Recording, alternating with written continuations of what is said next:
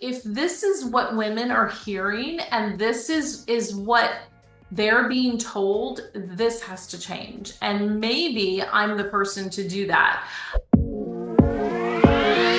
Welcome to the Next Level Women podcast, where powerhouse women break limits, claim their worth, and rise beyond good enough.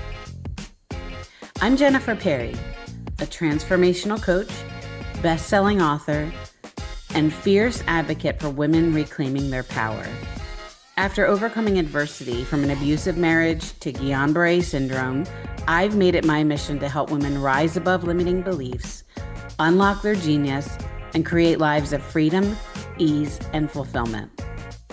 Each week, I sit down with 6- and 7-figure female entrepreneurs, executives, and visionaries who are rewriting the rules of success, building lasting impact, and owning their brilliance.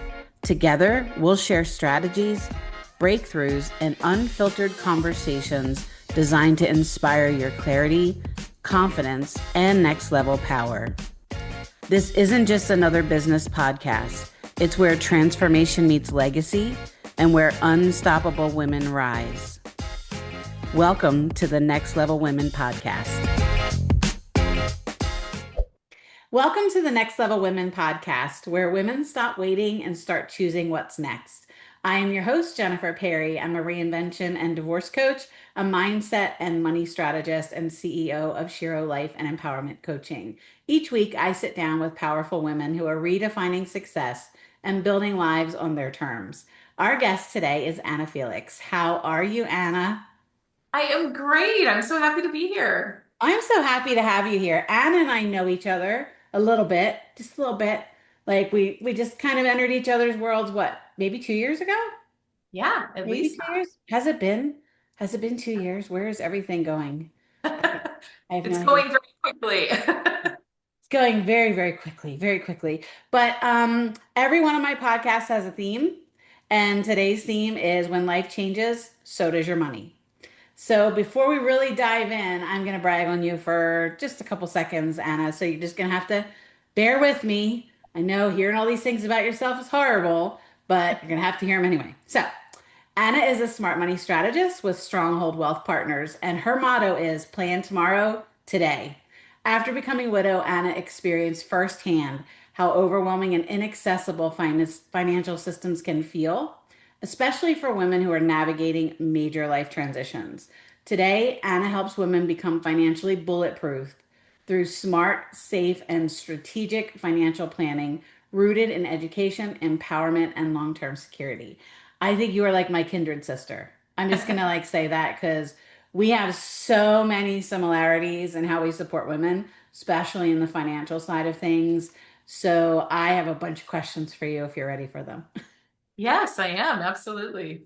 But before we get started, can you tell everybody a little bit more about yourself and where you are joining us from?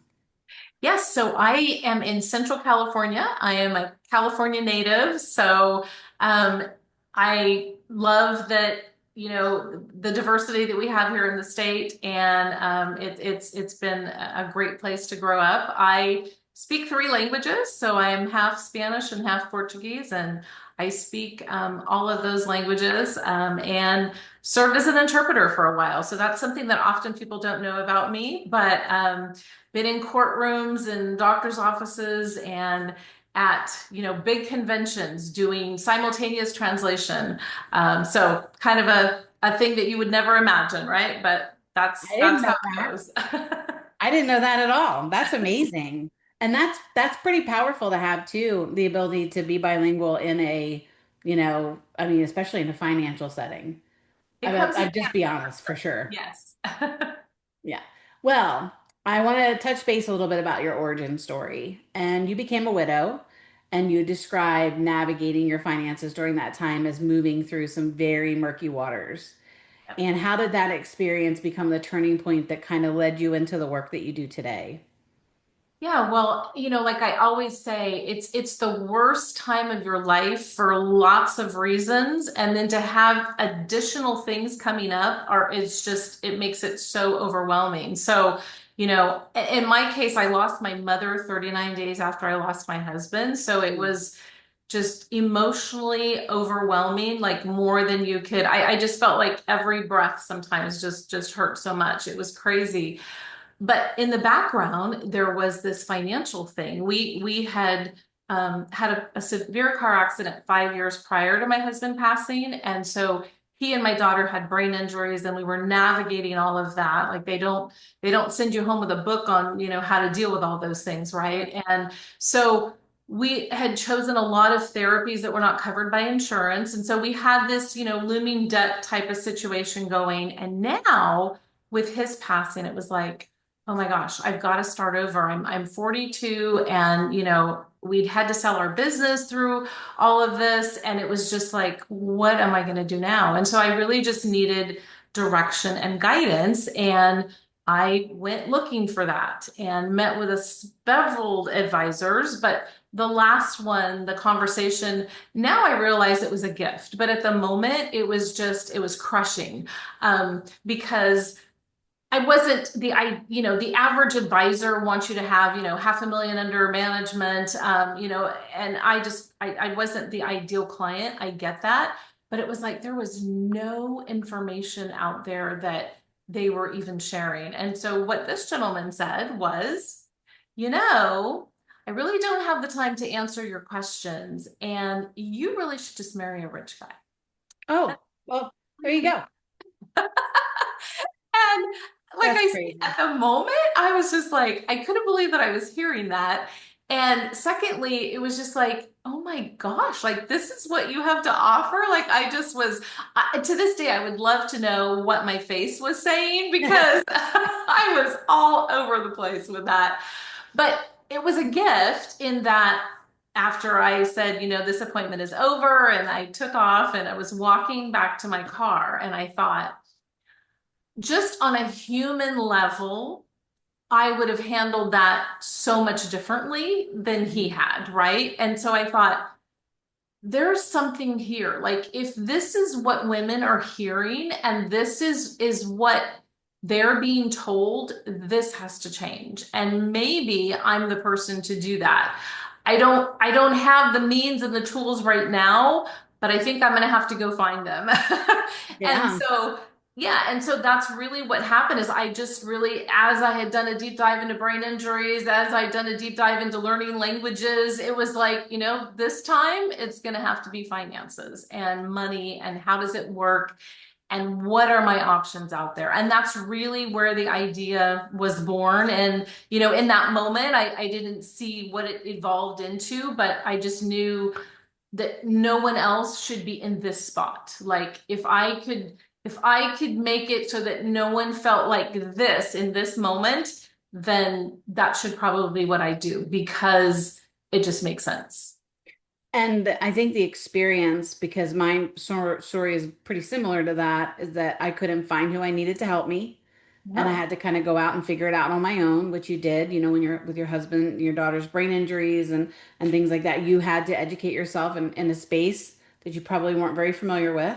Nope. And same thing with going through what you went through and trying to find somebody who could actually have a decent conversation with you and not make you feel stupid or not make you feel like you had to marry somebody to have their money. Like not Really? only are you sitting in the middle of grief, but you're now being told, well, you just need to marry a rich guy. And that yeah, anyway, that's an entire podcast in itself. I But know.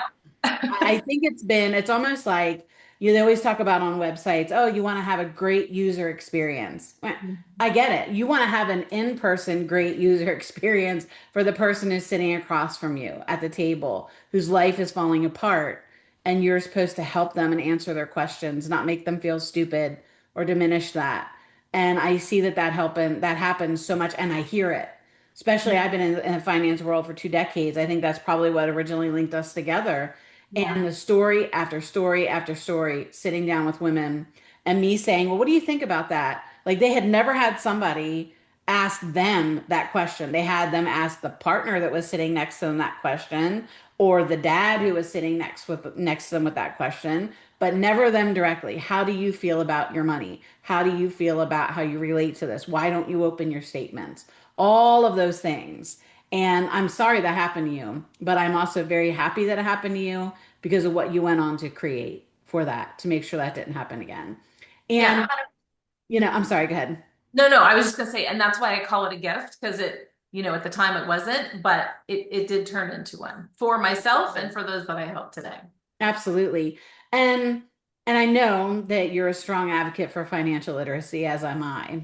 And what do you think, or what do you see in the women that you work with, are like the most dangerous financial myths, or maybe even gaps in knowledge that you see maybe holding a woman back or making her feel like she's just floating around in the water with like no life preserver, nobody there to help her?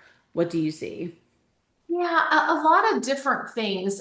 This whole notion that, women aren't good with money. I've had several clients, say, yeah, well, I'm just not good with money. Or, it's not my thing. Like, I don't like as if you had to love math to want to do something about your money type thing. Like sometimes they connect it with that. And, or just sometimes it's a cultural thing too. The man always handles the money. That's how it's traditionally been. And so, who am I to step in and ask or question or whatever. So those are some of the popular things. Also, I think now there's like before we maybe had a lack of financial information, and now I feel like we have too much. Like there's just a ton of information out there. And the women that I work with, they're busy. Like they're doing great things in their business. They have a ton of things going on. They have their families. And they don't have the time to sift through all of that and decide what is really in my best interest, what really fits with me. Because until you're talking to someone and walking through like this is my goal. So does this particular thing gonna help me get to my goal? Or is it just, this great shiny object out here that is great for some people, but it really isn't gonna help me in mine? And so it's that notion of there's just so much information and I don't know enough about it to figure out what's best for me. And so I need someone to help me, but then at the same time, like who do I trust? Because then it's my money. And so it's kind of those things intertwined that I see most often, like not really sure who to go to and then who do I trust with it. Mm. And I know for some of the women that I work with too, they have questions, but they're afraid of formulating the question wrong or asking a dumb question. And I try to get them to understand like every single one of your questions are important. It doesn't matter how you word it. If it's in your mind, if it's what's keeping you up at night, we need to talk about it. And I'm writing a chapter in a new book. And I did this a couple years ago. You go into a bookstore, you go into the financial section, and you look at how many books say a woman's guide or a woman's this or whatever about money to the point of we're idiots. We can't handle our money, right? But I don't see anything ever. And I just did this again that says a man's guide.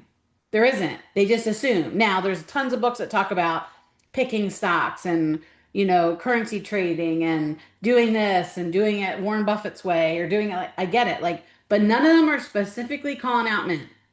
None of them are saying, hey, dude, come over here. We don't think you can handle this. So we want this specifically geared towards you. But there are so many women's guides too. Now, I'm not slamming anybody who is writing a woman's guide to something, because I Right. have even written something about what women need to know about divorce financially, because I'm targeting that person or that segment of population. But when you look at the titles, it makes me feel angry because I feel like we are being targeted or not maybe targeted, but we are being advertised to that we are incapable of handling anything on our own. So somebody else has to come in. And a lot of these books are not written by women. Like if we're women helping women, totally different, a little bit of feel on that. But I just get irritated because it's literally like almost like when I see it when it says a woman's guide, I think it's like an idiot's guide to like building Right. a table or an idiot's guide to whatever. But I Yeah. just get irritated with that. So I am right there with you that, having a conversation with women about money is totally different than having a conversation with men. And we're getting 100%. into the fact that you're a smart money strategist. I'm a smart money strategist as well. I have never had a female client come in to me and say, risk it all. I'm okay if I lose everything. Right. Like, no, because majority of my clientele are divorcees. So now they are responsible for every aspect of their life financially, and they don't want to risk it. But your philosophy is helping people grow their money smartly, safely, and significantly. And how do you help women who've never invested, never opened their statements? How do you help them feel safe enough to actually start? Yeah, well, one of those things is I think they need to understand what we're doing and why we're doing it. And there's that communication gap. Like we communicate differently. To your point, like there aren't bad questions. So, what does this process look like? Knowing that, I don't do anything that's directly in the market. So, you're not going to have to worry about, things going up and down, those type of things. That is when I say that, women are just like, oh, okay, that's good.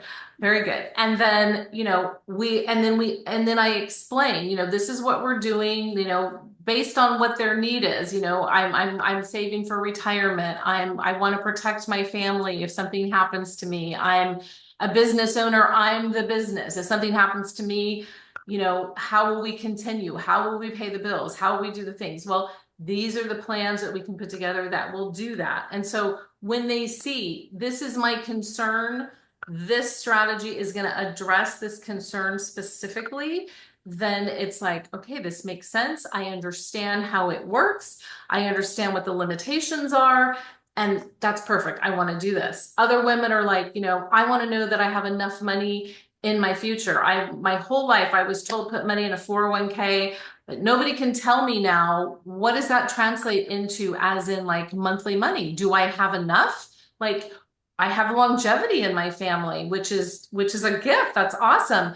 But now I'm worried about, am I going to have enough money, to last there? Well, we can put some strategies together that will give you guaranteed money that you can never outlive. You could live to be 120 and you will have this and you don't have to worry about running out. And it's like, that's a thing. Like I can actually do that. Like nobody's ever told me that that's possible. And so when they start to see that these are the things that are actually possible, then it's like, well, why wouldn't I do that? Like that's awesome. I definitely want that. And I'm not worried about how much I'm losing or, and even if we find out in the discovery that, we don't have enough money right now, and often women think their situation is worse than it is, Mhm. but let's just say worst case scenario, we don't have enough.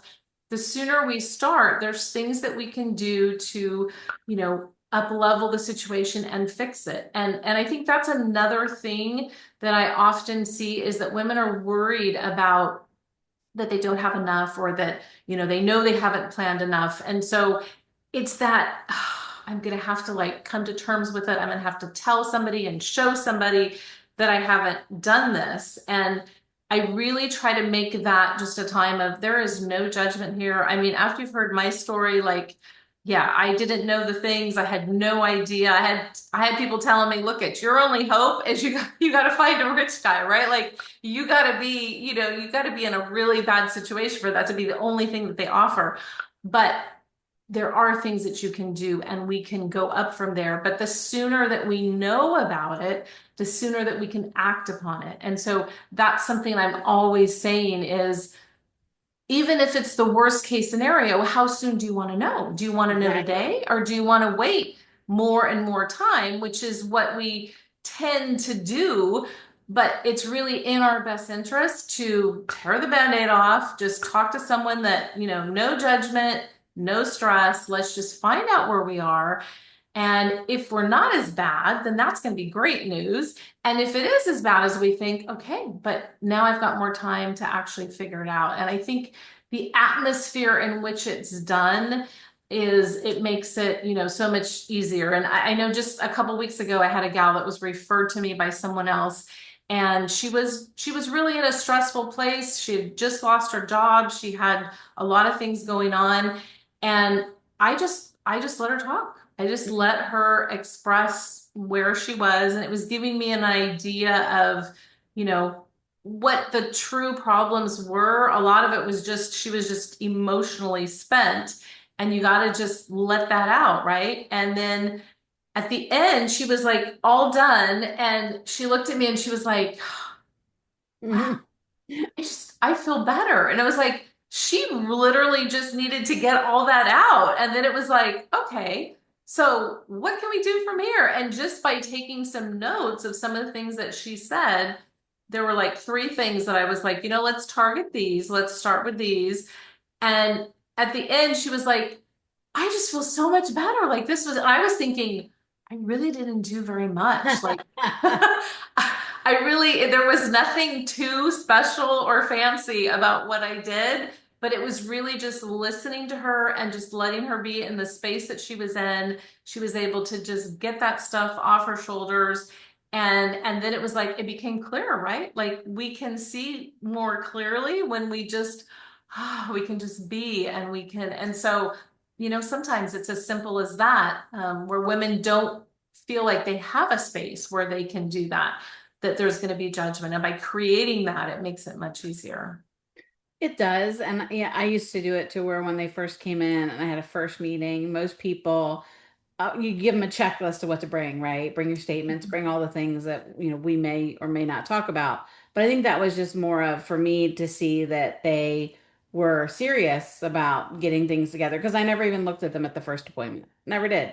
Unless it was something where somebody needed something, they needed a decision at that moment. We didn't because I just wanted them to have that space to talk about what was bothering them. And sometimes they didn't know how to formulate the questions, but I was able to pick out what their concerns were, probably exactly what you did. And for a lot of people, it's just creating that safety and that space and letting them realize, okay, now I feel better. You get it all out and you can move on. Because think about the person that told you should just marry somebody wealthy. Would they have allowed her to sit there and spin, Yeah. her emotions like that? No. And I don't see that. Yeah. And in my own personal space, coming in and doing more hands-on years ago, I've flipped over more to the coaching side of it and really digging into the emotional and the mental and the brain around why people are feeling the way that they're feeling and going down the financial therapy route and understanding your financial DNA and things like that because you could own everything in the world. If you have no relationship with money or a bad relationship with money, anything we talk about doesn't matter. It's irrelevant.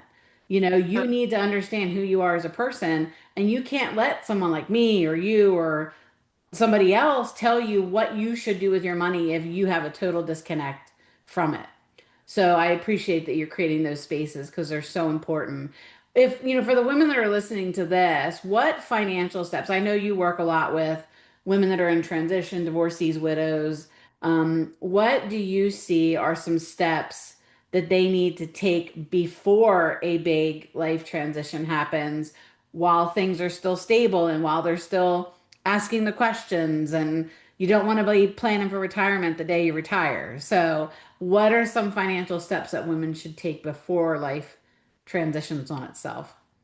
Yeah, well, I mean, to your point, just being comfortable talking about money, like often they're just not even comfortable talking about it with their partner. Like it's not something that they're doing on a regular basis. And that is so important. I mean, I tell people, you and your spouse absolutely need to be having, financial check-ins where you see where things are and you're communicating about this, because how can you plan, a future when you don't know what's going on? And for them personally, it starts with, to your point, how you think about money, how you feel about it, your relationship with it is so important. And I know for me that was something that I had to discover as well. It was part of my process and getting things squared away. Was I definitely needed to dive into that. And a simple step of just knowing, and it's crazy to me how many people do not know this, but how much money is coming in on a monthly basis and how much money is going out. Like that seems like a simple thing, but so many people have no idea. Like they may even know what they actually bring home, but they have no idea how much money they have left at the end of the month, or if they do, or where it's all going. And you cannot administrate something that you don't know where it's at.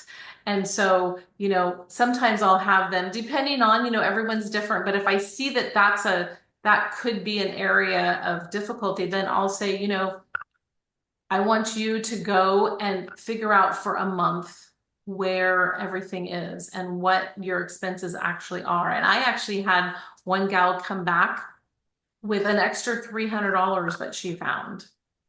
And she found that in memberships, things that she had Mm. joined that she had forgotten about. And we've all done that, right? But $300 a month was coming out just automatically for things that she wasn't even using. Like these were things that years had been coming out and she was just appalled. She was like, do you know how much money that would have been over the last 3, 4 years that, Mhm. yeah, and it's just not having the time or taking, or having those regular check-ins where where is stuff going? What am I spending money on? Why, especially if I don't have a plan and I'm not saving anything for the future yet, where is that going to come from if I don't have a plan as to, what I can start putting away? So, sometimes it's just these simple little distinctions where I need to be in control of the money and I need to know where it's at, where it's going, and then I can direct it. Like money needs direction. So you're going to be able to do that better if you know what you're working with. And I Mhm. find that the more people make, often the worse it is,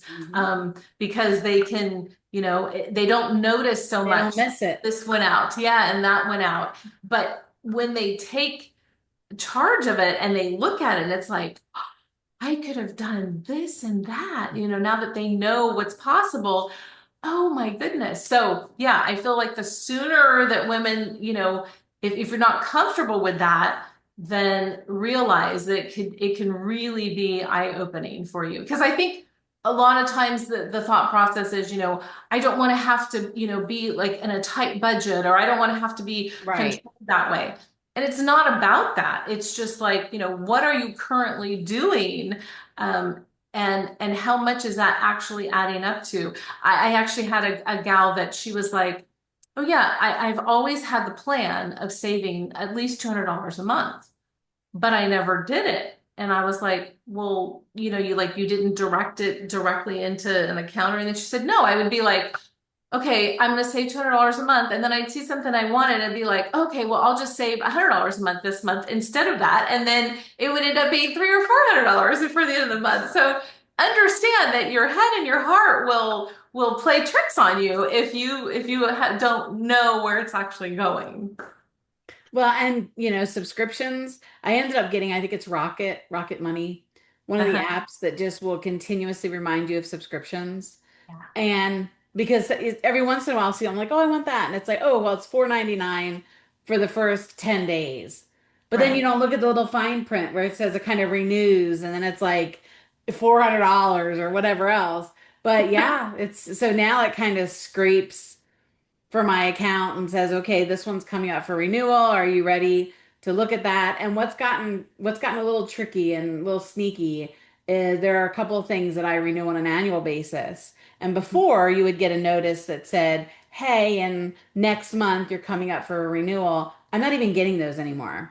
Yeah. I just get it renewed and then I'll call and they'll be like, "Oh, yeah, no worries. It just went through. It's still pending. We'll send it right back." Because they know it's kind of like they know what they're doing is wrong. They're Yeah. hoping that the people don't like call back. But anyway, yeah, I can totally relate. And I've had people say to me, I just don't have they'll come in with their money in, money out, and they'll say, I just can't find anywhere in my budget that I can save any money. Because I even will get people to say, hey, listen, save $5. Just Mm-hmm. put $5 away. Just start getting disciplined. And they're like, I can't do it. I'm like, well, we spent $120 at Starbucks this month. Yeah. Do we think maybe we just don't go to Starbucks for one day that week and we start deferring it? It's a Mhm. give or take. It's a Yeah. you want to be disciplined to do this. You have to be dedicated to what it is that you want to do. You're going to have to make sacrifices to do stuff, and it's again, it's a give and take, but you can't plan for retirement the day you retire. You Yeah. can't. And the sooner that you know, the better it is because for a lot of people, I work with people in their 20s. I don't do it a lot, but I do because at 20 years old, if you want to retire with $1 million, it is a lot easier to do when you start at 20 years old than when you're starting at 40 or 50 or 60 years old. Like Absolutely. start down here. I don't care if the rest of your friends aren't doing it. Like start right here because it'll grow, it'll grow, it'll grow. And by the time you have $1 million, maybe your friends will be like, wait a second. Maybe She's I on do to this back then. Yeah. something. Oh Yes. my gosh. Yeah. I love working with 20-year-olds, by the Mm. way, because man, what you can create for them Oh is my gosh. Yep. unbelievable. It's and I'm really excited to say that I'm seeing a lot more younger people. I think Mm-hmm. they're seeing their parents starting to struggle and Mm-hmm. they're realizing, you know what, I don't want that to be the case. And I want to have Right. more options. Like if I want to have it take a career break or something, I want to be able to and I think that they're seeing their parents with those struggles and they're starting a lot sooner. So I'm excited about that because we can really help, the older generation, but we really get this younger generation on a different thought process. Right. Well, now for the women who are listening to this and they're in the middle of a hardship, maybe they just lost their job, they lost a partner, going through divorce. What can you say to them? What piece of advice can you give them who are stuck in it right now about what the other side looks like?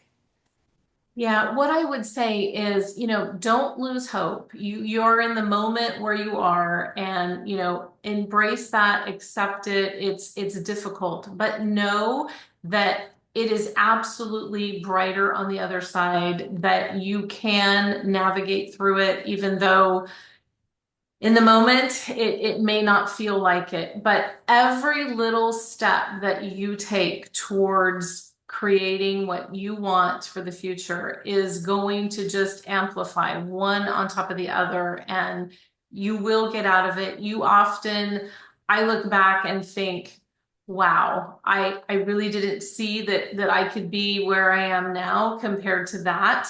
And so you're going to have that moment too. You just have to keep going forward. The thing that you can't do is stop. Right.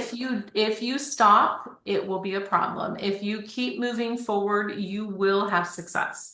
And it's just the continually moving forward that's going to get you where you need to be. And for the woman who is watching, maybe who's in her 40s or 50s or even her 60s, who feels, my goodness, the train has gone off the track and I have no idea how I got here. She feels really financially behind. What little words of encouragement or wisdom can you share with her? Well, I would also say that in my years of experience, we often think things are worse than they actually are. So, um, know that it may not be as bad as you think it is. Have a conversation with someone that can help you really identify that as soon as possible.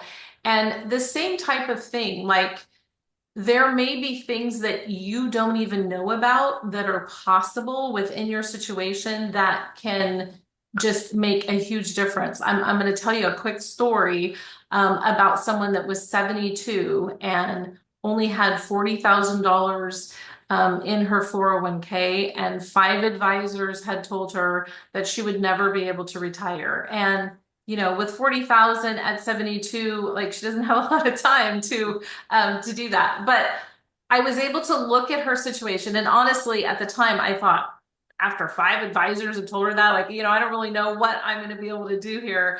But this is the thing, you have little tools. And it is even something that I personally do. But she had a mortgage. And we were able to, through a reverse mortgage, make it so that she didn't have to pay her house payment anymore and still stay in her home. I have other people that I work with, and that's their specialty.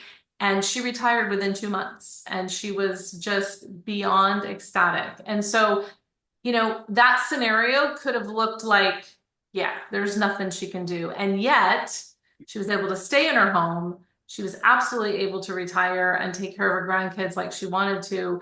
And it was actually really possible, even within her situation. So often there are things out there that you don't know about that can change your situation. And so the sooner you talk to somebody about it, the sooner you're going to know about that and the less stress that you're going to have.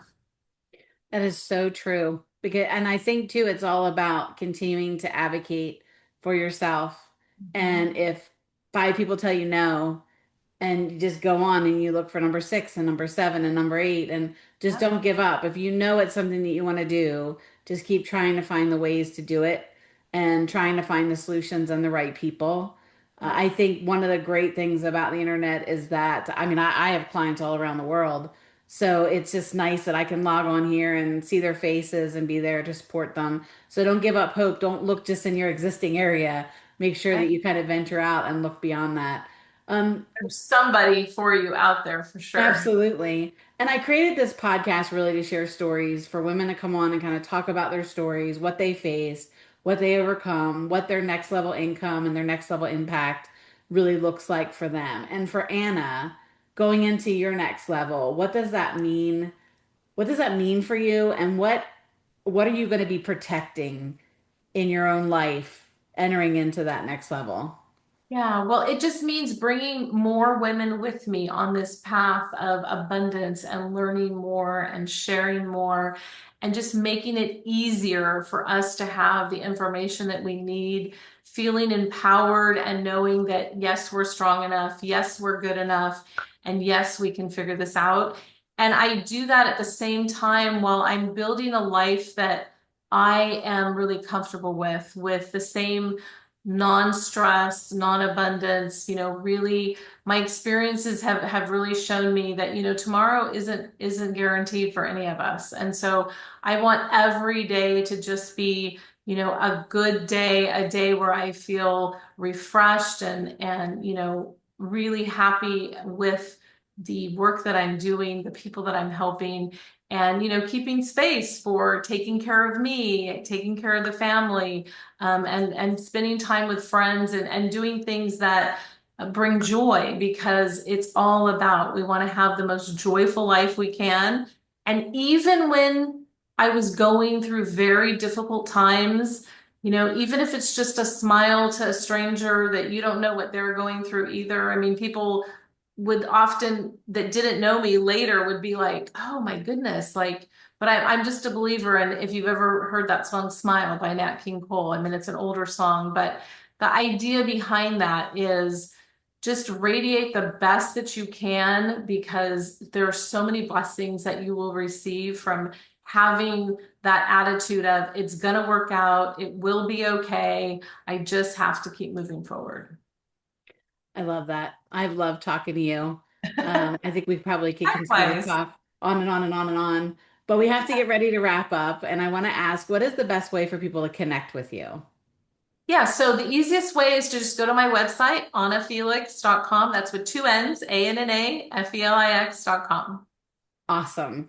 Well, I've enjoyed having you here. I know it's not going to be the last conversation you and I have, and probably going to have you come back and we'll do more like money talks because I love it. I think it's for women to feel empowered, and we are definitely building the future. I think women are going to be stepping into more power roles and money and things like that. So I think we need to definitely continue the conversations about money. But as we wrap up today, I'd like for you to remember this, all of you that are listening. The woman you're becoming is built on the decisions that you make next. So until we meet again, keep doing the work, keep choosing yourself, and keep rising into the life that is calling you. I will be here every step of the way to guide you to your next level. So until we come back next week, bye everyone. And thank you again, Anna, so much for joining me today.